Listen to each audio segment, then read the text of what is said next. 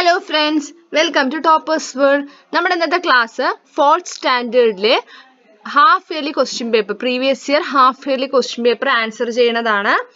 അപ്പോൾ നമുക്ക് എത്ര ആക്ടിവിറ്റീസ് ആണ് ഉള്ളത്? നമുക്ക് 6 ആക്ടിവിറ്റീസ് ആണ് ഉള്ളത്. അപ്പോൾ ഈ ക്വസ്റ്റ്യൻ പേപ്പർ 2022-23 ക്വസ്റ്റ്യൻ പേപ്പർ ആണ്, കഴിഞ്ഞ വർഷത്തെ ക്വസ്റ്റ്യൻ പേപ്പർ ആണ്. ഓക്കെ, ആക്ടിവിറ്റി 1 എന്താണ്? Reading comprehension. Read the following passage and answer the questions.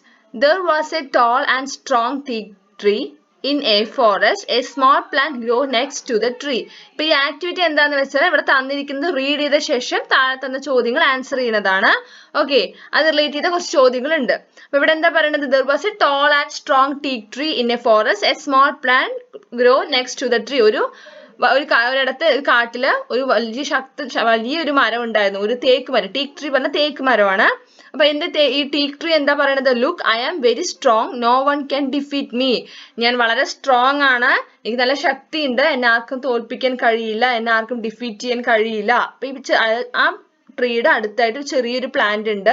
അപ്പൊ ആ പ്ലാന്റ് എന്താ പറയണത്? Dear friend, too much pride is harmful, even the strong one will fall one day.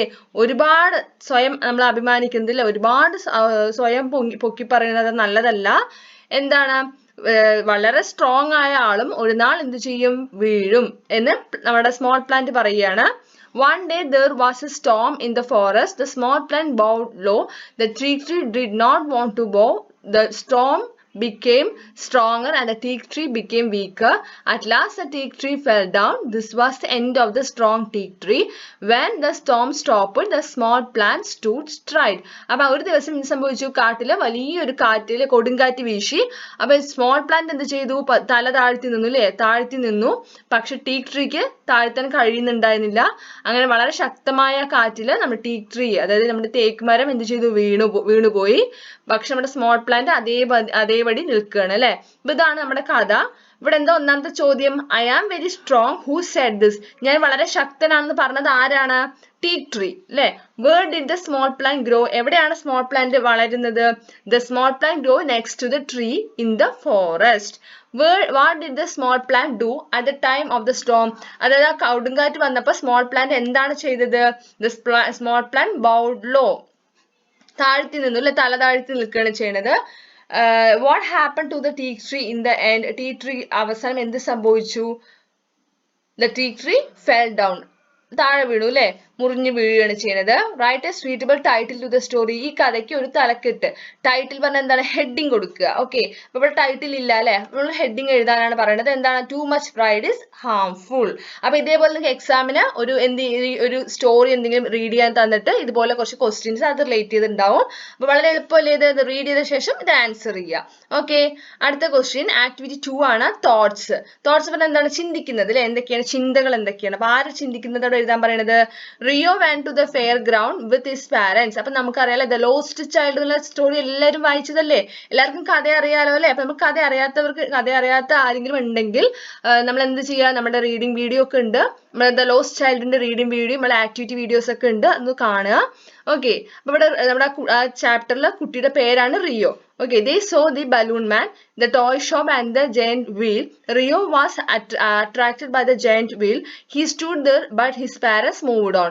After a while, Rio's mother turned back. She was shocked. Rio, my son, where are you? She cried aloud. Write the thoughts of the mother. അപ്പൊ ഇവിടെ ആരുടെ thoughts ആണ് എഴുതാൻ പറയുന്നത്? നമ്മുടെ റിയോന്റെ mother. Rio എന്ന് പറയുന്നത് ആരാണ്? ദ ലോസ്റ്റ് ചൈൽഡ് എന്ന ചാപ്റ്ററില് കുട്ടിയാണ്. ആ കാണാതെ പോകുന്ന, മിസ്സിംഗ് ആവുന്ന ആ കുട്ടിയുടെ പേരാണ് റിയോ. ഓക്കെ, അപ്പൊ ആ കുട്ടിയുടെ അമ്മയുടെ തോട്ട്സ് ആണ് എഴുതാൻ പറയുന്നത്. ഓക്കെ, അപ്പൊ എന്തൊക്കെയായിരിക്കും ആ സമയത്ത്, കുട്ടി മിസ്സായ സമയത്ത് അമ്മ എന്തൊക്കെയായിരിക്കും ചിന്തിച്ചിട്ടുണ്ടാവുക? എന്തൊക്കെയായിരിക്കും? Oh God, where is my son? How can I find him? Is that anybody stole my son? Who will help to get my son back? Can the police help me? God please take care of my son. He really become afraid. What a stupid day. This is my carelessness. I want to give much more attention to him. Oh God take care of my son. അല്ലെ? അവരെന്ത് ചെയ്തിട്ടുണ്ടാവും? അവരെ മകൻ എവിടെയാണ് ചോദിച്ചിട്ടുണ്ടാവുക? അതുപോലെ എങ്ങനെ കണ്ടുപിടിക്കും, ആര് സഹായിക്കും എന്നൊക്കെ ചോദിച്ചിട്ടുണ്ടാവും, അല്ലെ? ചിന്തിച്ചിട്ടുണ്ടാവും. അവരുടെ തോട്ട്സ് ആണ് എഴുതാൻ പറയുന്നത്. ഓക്കെ, അടുത്തത് ആക്ടിവിറ്റി 3 കോൺവെർസേഷൻ. കോൺവെർസേഷൻ വെച്ചാൽ എന്താണ്? സംഭാഷണം. അപ്പൊ ആര് തമ്മിലുള്ള സംഭാഷണമാണ് ഇവിടെ എഴുതേണ്ടത്? Rio's mother was worried. അപ്പൊ നമ്മുടെ ദ ലോസ്റ്റ് ചൈൽഡ് റിലേറ്റ് ചെയ്ത ക്വസ്റ്റ്യൻ തന്നെയാണ് ഇവിടെയും. Okay, who will help me get my son back? Can the police help me? She rushed to a policeman at the fairground. What will be the conversation between Rio's mother and the policeman? അപ്പൊ നമ്മുടെ റിയോനെ കാണാണ്ട് അല്ലെ, the lost ചൈൽഡിലെ കുട്ടീനെ കാണാണ്ട് അവരുടെ അമ്മ, നമ്മൾ second activity എന്തായിരുന്നു? അമ്മയുടെ തോട്ട്സ് അല്ലെ, റിയോയുടെ അമ്മന്റെ തോട്ട്സ് ആയിരുന്നു. ഇവിടെ റിയോന്റെ അമ്മ എന്ത് ചെയ്യണം? റിയോന്റെ മദർ പോലീസ് സ്റ്റേഷനിൽ പോയിട്ട് കംപ്ലൈന്റ് ചെയ്യണം, കുട്ടിയെ കാണാനില്ല എന്ന് പറഞ്ഞിട്ട് പോലീസ് സ്റ്റേഷനിൽ പോയി പറയുകയാണ്. അപ്പൊ പോലീസ്മാനും റിയോസ് മദർ തമ്മിലുള്ള കോൺവെർസേഷൻ ആണ് ഇവിടെ എഴുതേണ്ടത്. ഓക്കെ, അപ്പൊ റിയോയുടെ മദർ എന്നാണ് നമ്മൾ സ്റ്റാർട്ട് ചെയ്തിരിക്കുന്നത്. റിയോസ് മദർ എന്ത് പറയുന്നത്? Sir, I lose my son, എന്റെ കുട്ടിയെ കാണാനില്ല അല്ലെ. അപ്പൊ റിയോയുടെ മദർ പറയുകയാണ്. അപ്പൊ പോലീസ്മാൻ എന്തായിരിക്കും പറയാ? What happen? Where did your son go missing? എവിടെ വെച്ചാണ് കുട്ടി മിസ്സായതെന്ന് ചോദിക്കുകയാണ്. അപ്പൊ റിയോയുടെ മദർ എന്ത് പറഞ്ഞിട്ടുണ്ടാവും? My husband and I went to see the summer fair festival with our son in the Devnath ground and that's when our son went missing. അവിടെ വെച്ചാണ് എന്റെ കുട്ടി മിസ്സായത്. പോലീസ്മാൻ എന്ത് പറയും? Don't worry, when this happen, എപ്പോഴാണ് ഇത് സംഭവിച്ചത്? Just 10 minutes before, 10 minute മുമ്പ്. Policeman okay, please give your sons detail, നിങ്ങളുടെ മകന്റെ ഡീറ്റെയിൽസ് ഒക്കെ തരിക. We will definitely find out, ഞങ്ങൾ തീർച്ചയായും കണ്ടുപിടിക്കും. അപ്പൊ റിയോയുടെ മദർ എന്ത് പറയും? Okay sir, please find my son as soon as possible, എത്രയും പെട്ടെന്ന് ദയവായി എന്റെ മകനെ കണ്ടുപിടിക്കൂ. അപ്പൊ റിയോയുടെ മദറും പോലീസ്മാനും തമ്മിലുള്ള കോൺവെർസേഷൻ. ഓക്കെ, അപ്പൊ നമ്മുടെ ദ ലോസ്റ്റ് ചൈൽഡ് നിന്നുള്ള 2 ആക്ടിവിറ്റീസ് വന്നിരിക്കുന്നത്. ഓക്കെ, അത് ആക്ടിവിറ്റി 5 ആണ്, റിഡിൽ.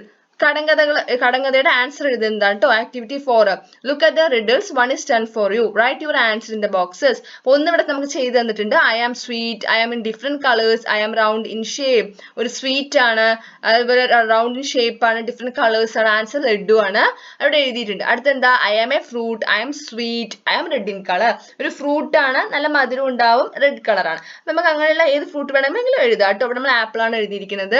അടുത്തത് I am an animal, I can roar, I am the king of the forest. അപ്പൊ അതിന് ആൻസർ കിട്ടിയില്ലേ? ലയൺ. അടുത്തത് I am a bird, I am green in colour, I can imitate human language. ഏത് ബേർഡാണ്? Parrot. I am a vehicle but I have no wheels, I travel on water. അറിയാലോ, wheels ഇല്ല അല്ലെ, ചക്രമില്ലാതെ വെള്ളത്തിൽ പോകുന്ന ഏത് വണ്ടിയാണ്? ഷിപ്പ് അല്ലെങ്കിൽ ബോട്ട് എഴുതിയാലും കറക്റ്റ് ആൻസർ ആണ്. അടുത്തത് I have 4 legs but I cannot walk. 4 കാലുണ്ട് പക്ഷെ എനിക്ക് നടക്കാൻ കഴിയില്ല. You can sit on me, എന്റെ മേലെ ഇരിക്കാൻ പറ്റും. എന്താ ആൻസർ? എന്താ? ചെയർ. ഓക്കെ, അടുത്തത് ആക്ടിവിറ്റി 5, പോസ്റ്റർ എഴുതാനാണ്.